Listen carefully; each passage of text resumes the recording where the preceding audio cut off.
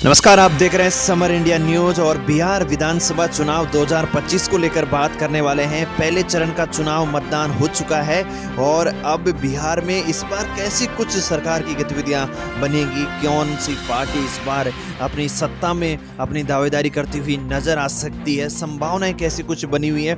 नए opinion poll लेकर हम आपके सामने हाजिर हो चुके हैं। जी हाँ, बात करेंगे बिहार के एक एक जिले के ओपिनियन पोल को लेकर हमारी टीम के द्वारा जो सर्वे किया गया है, मेरे अनुमान से कैसी गतिविधियां देखने को मिल सकती हैं और मीडिया रिपोर्ट्स के अनुसार अनुमान लगाने की कोशिश की है इस बार बिहार विधानसभा चुनाव में किन सीटों को फायदा देखने को मिल सकता है।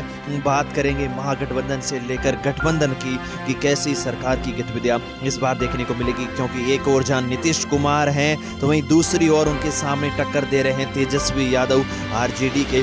तो वीडियो में बने रहिएगा, वीडियो में आखिरी तक बने रहिएगा। चलिए बात करते हैं सबसे पहले गया जिले को लेकर। यहाँ पर 10 विधानसभा सीटों को लेकर चुनाव है और इसमें बीजेपी की बात करूं, आरजेडी की बात करूं, दोनों गुट लगभग बराबर की स्थिति में देखते हुए नजर आ सकते हैं और अनुमान लगाया जा रहा है यहाँ पर बीजेपी गठबंधन को 5 सीटों पर बढ़त मिलेगी, तो वहीं आरजेडी को भी 5 सीटों पर बढ़त मिलती हुई नजर आ रही है। यानी कि गया में दोनों का मुकाबला बराबर है। जन स्वराज को यहाँ पर सीटें नहीं मिल रही हैं, वही अन्य के खाते में भी यहाँ पर 0 सीटें आती हुई नजर आ रही है। बात करेंगे भोजपुर जिले को लेकर। भोजपुर जिले में 7 विधानसभा सीटें हैं और 7 विधानसभा सीटों में आरजेडी कांग्रेस गठबंधन आगे की ओर बढ़त बनाता हुआ नजर आ सकता है। अनुमान लगाया जा रहा है यहाँ पर 4 सीटें आरजेडी के खाते में जाती हुई नजर आएंगी और बीजेपी पर 2 सीटें आने की संभावनाएं नजर आ रही हैं। जीएसपी जन स्वराज को लेकर बात करूं तो यहाँ पर 1 सीट जन स्वराज के खाते में जाती हुई नजर आ रही है,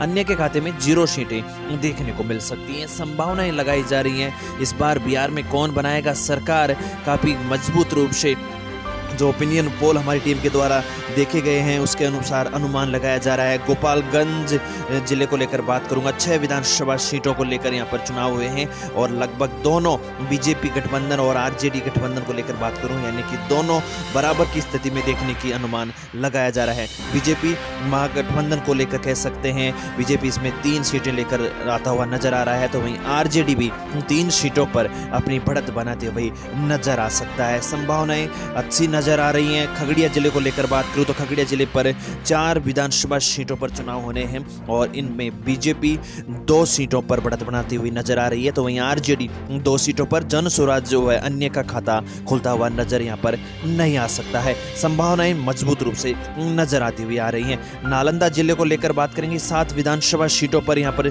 चुनाव है और बीजेपी और उसका गठबंधन 4 सीटों पर यहां पर बढ़त बनाते हुए नजर आ रहा है, तो वहीं आरजेडी और गठबंधन यहाँ पर 3 सीटें लेता हुआ नजर आ सकता है। जेएसपी यानी कि जन स्वराज और अन्य के खाते में 0 सीटें आने की संभावना नजर आ रही है। कुल मिलाकर अभी तक के अगर सर्वे की बात करें तो फिलहाल जितनी भी हमने सीटें देखी हैं वहाँ पर बीजेपी आगे बढ़त बनाती हुई नजर आ रही है। हालांकि तेजस्वी यादव लगातार टक्कर तेजस्वी यादव की पार्टी देती हुई नजर आ रही है। जन स्वराज को जरूर कुछ सीटें मिली हैं, अन्य के खाते में अभी फिलहाल कोई सीट हमको देखने को नहीं मिली है। बात करेंगे विधानसभा चुनाव 2025 को लेकर किसकी बनेगी सरकार, बस आपको कमेंट में अपनी राय और अनुमान बताना है और हम आपकी वीडियो कमेंट को लाइक करेंगे और जरूर बताएंगे कि आपका अनुमान कैसा कुछ इस बार नजर भी आ सकता है क्या।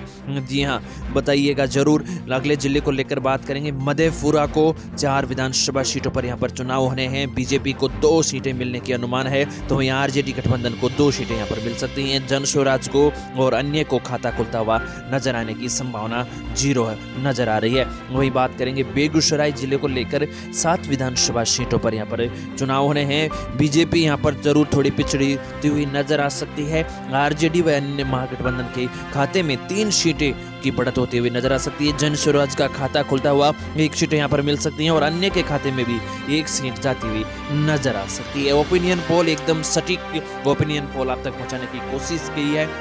हमारी टीम के द्वारा जो सर्वे किया गया है, साथ ही मीडिया रिपोर्ट्स में जो खबरें चल रही हैं उसके साथ अनुमान लगाया जा रहा है। हालांकि देखिए रिजल्ट आने अभी बाकी हैं, 14 नवंबर को रिजल्ट आएंगे और उसी के साथ स्थिति साफ होती हुई नजर आ सकती है। और मधुबनी जिले को लेकर बात करूं, 10 विधानसभा सीटों पर चुनाव होने हैं। बीजेपी यहाँ पर 4 सीटें लेती हुई नजर आ रही है, तो वहीं आरजेडी गठबंधन यहाँ पर 5 सीटों के साथ बढ़त बनाता हुआ नजर आ रहा है। जनस्वराज में भी 1 सीट यहाँ पर निकालती हुई नजर आ सकती है। अन्य का खाता फिलहाल यहाँ पर 0 नजर आ रहा है। बात करेंगे सीतामढ़ी जिले को लेकर।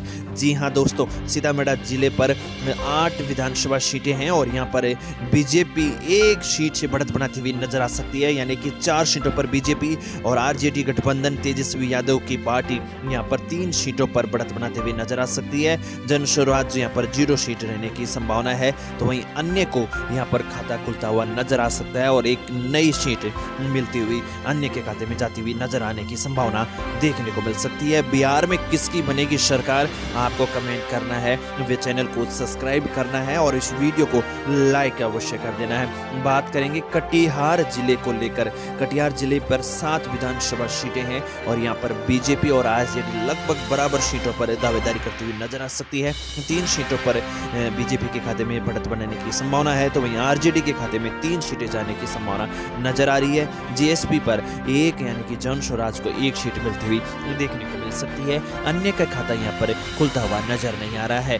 बात करेंगे अगले जिले को लेकर, सिवान को लेकर। सिवान पर 8 विधानसभा सीटों पर चुनाव है और यहाँ पर आरजेडी यानी कि तेजस्वी यादव की पार्टी और गठबंधन 5 सीटों को लेती हुई नजर आ सकती है और संभावना है यहाँ पर 5 सीटों के साथ बढ़त बनाने की संभावना आरजेडी को लेकर है।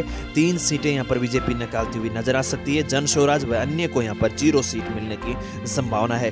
सहरसा जिले को लेकर बात करें, काफी मजबूत 4 सीटें यहाँ पर और यहाँ पर फिर से एनडीए बीजेपी गठबंधन आगे बढ़ता हुआ नजर आ सकता है। संभावना है यहाँ पर बीजेपी को 3 सीटें मिले और आरजेडी को यहाँ पर 1 सीट मिलने की संभावना नजर आ रही है। जनस्वराज का खाता और अन्य का खाता यहाँ पर भी खुलता हुआ नजर नहीं आ सकता है, संभावना लगाई जा रही है। वैशाली को लेकर करूं, वैशाली पर भी 8 विधानसभा सीटें हैं और यहां पर भी बीजेपी गठबंधन को 4 सीटों के साथ बढ़त बनाती हुई नजर आ सकती है। आरजेडी और तेजस्वी यादव की पार्टी को यहां पर 3 सीटें मिलने की संभावना है। जनस्वराज को यहां पर 1 सीट मिलने की संभावना है, तो वहीं अन्य का खाता यहां पे खुलता हुआ नजर नहीं आ रहा है। बात करेंगे बिहार विधानसभा चुनाव को लेकर, किसकी बनेगी सरकार। बस आपको अपने कमेंट, अपनी राय और अनुमान को कमेंट में बताना है। हम आपके कमेंट को लाइक करेंगे, चैनल को सब्सक्राइब करेंगे और आप अवश्य लिखिएगा कि आप इस बार किसकी पार सरकार बनते हुए नजर देखने को मिल सकती है। बात करेंगे बिहार विधानसभा चुनाव को लेकर। जहानाबाद जिले को लेकर 3 विधानसभा सीटें, बीजेपी को यहां पर 2 सीटें मिलती हुई नजर आ सकती हैं, तो वहीं आरजेडी के खाते में 1 सीट जाती हुई नजर आ सकती है। जनस्वराज व अन्य का खाता यहां भी खुलता हुआ नजर नहीं आ रहा है। भागलपुर को लेकर बात करेंगे। भागलपुर जिले पर 7 विधानसभा सीटों और यहां पर तेजस्वी यादव की पार्टी 1 सीट से बढ़त बढ़ाते हुए 3 विधानसभा सीटों पर नजर आ सकती है, तो वहीं बीजेपी की संभावना है 2 सीटें निकालते हुए, तो वहीं जनस्वराज और अन्य के खाते में भी 1-1 सीट जाने की संभावना यहां पर नजर आ रही है। इस बार तेजस्वी यादव की पार्टी का मजबूत दावेदारी, क्योंकि तेजस्वी यादव की जो दावा किया था, एक घर घर सीट देने का जो दावा किया गया था, वो क्या मजबूत रूप से दावेदारी करता हुआ नजर आएगा। 5 विधानसभा सीटों पर नवादा जिले में चुनाव होने हैं और बीजेपी यहाँ पर 2 सीटें और आरजेडी 2 सीटें निकालने की संभावना है, यानी कि दोनों सीटों पर बराबरी का मुकाबला देखने को मिल सकता है। जनस्वराज एक पार्टी 1 सीट निकालती हुई नजर आ सकती है, अन्य का खाता यहाँ पर भी खुलता हुआ नजर नहीं आ रहा है। जमुई जिले को लेकर बात करेंगे। 4 विधानसभा सीटों पर चुनाव होने हैं। बीजेपी यहाँ पर 1 सीट निकालती हुई नजर आ रही है, तो वहीं आरजेडी 2 सीटों पर नजर आ रही है, यानी कि तेजस्वी यादव के यहाँ पर मजबूत दावेदारी, अन्य के खाते में 1 सीट और जनस्वराज का यहाँ पर खाता 0 पर नजर आ सकता है, संभावना नजर आ रही है। बांका को लेकर बात करूं, बांका जिले पर 5 विधानसभा सीटों पर चुनाव होने हैं। बीजेपी यहाँ पर फिर से बढ़त बनाती हुई नजर आ रही है। बीजेपी 3 सीटें निकालती हुई नजर आ रही है, तो वहीं आरजेडी गठबंधन 2 सीटों पर यहाँ पर रहने की संभावना है। जनस्वराज और अन्य का खाता यहाँ पर खुलता हुआ शायद नजर नहीं आ रहा है। रोहतास को लेकर बात करूं, रोहतास जिले पर 7 विधानसभा सीटें हैं। और यहाँ पर बीजेपी और आरजेडी यानी कि दोनों गठबंधन आमने सामने लगभग बराबर की सीटें दावेदारी करने की भी संभावना नजर आ रही है।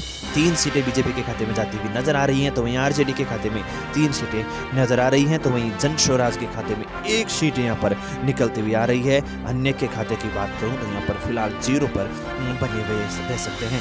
सुपौल की लेकर बात करूँ तो सुपौल जिले पर भी 5 विधानसभा सीटों पर चुनाव होने हैं। यहाँ पर फिर से एनडीए बीजेपी 3 सीटें निकालती हुई नजर आ रही है। तेजस्वी यादव की पार्टी को जरूर यहाँ पर थोड़ा नुकसान देखने को मिल सकता है। संभावना है यहाँ पर आरजेडी 2 सीटें बनाए, वहीं जन स्वराज और अन्य यहाँ पर फिलहाल 0 पर नजर आ रहे हैं। यानी कि एक बार फिर से क्या नीतीश कुमार की सरकार बनती हुई नजर आ सकती है, तो वहीं मजबूत दावेदारी की जा रही है कि तेजस्वी यादव की भी इस बार सरकार बनती हुई नजर आ सकती है, क्योंकि माहौल दोनों तरफ बराबर बनता हुआ देखा जा सकता है। पूर्वी चंपारण को लेकर बात करें 12 विधानसभा सीटों पर, और इसमें तेजस्वी यादव की पार्टी को मजबूत दावेदारी करते हुए संभावना नजर आ रही है, क्योंकि यहाँ पर आरजेडी लगभग 8 सीटें निकालती हुई नजर आने की संभावना है। बीजेपी को यहाँ पर काफी नुकसान देखने को मिल सकता है। संभावना है यहाँ पर बीजेपी केवल 3 सीटें ही निकाल सके। हालांकि जन स्वराज को यहाँ पर खाता नहीं खुलता हुआ नजर आ रहा है, तो वहीं अन्य के खाते में 1 सीट जाती हुई नजर आ रही है। पश्चिमी चंपारण की ओर बात करेंगे। पश्चिमी चंपारण पर 9 सीटें पर चुनाव होने हैं, और यहाँ पर भी आरजेडी को फायदा होता हुआ नजर आ सकता है, क्योंकि यहाँ पर संभावना है कि आरजेडी यहाँ पर 6 सीटों पर अपनी बढ़त बनाए। बीजेपी यहाँ पर 2 पर ही सिमटने की संभावना नजर आ रही है। तो इन जीएसपी को यानी कि जन स्वराज को 0, तो अन्य के खाते में यहाँ पर 1 सीट निकलती हुई नजर आ सकती है। किसकी बनेगी बिहार में सरकार, इस बार बिहार चुनाव को लेकर बात कर रहे हैं। कमेंट में अपनी राय और अनुमान दीजिएगा, हम आपके कमेंट को लाइक करेंगे। बात करें आगे अररिया जिले को लेकर। अररिया जिले पर 6 सीटों पर विधानसभा चुनाव है, और यहाँ पर भी तेजस्वी यादव का मजबूत दावेदारी निकलती हुई। आरजेडी यहाँ पर 4 सीटों पर बढ़त बनाते हुए नजर आ रही है, और बीजेपी यहाँ पर 2 सीटों पर बढ़त बनाने की संभावना है।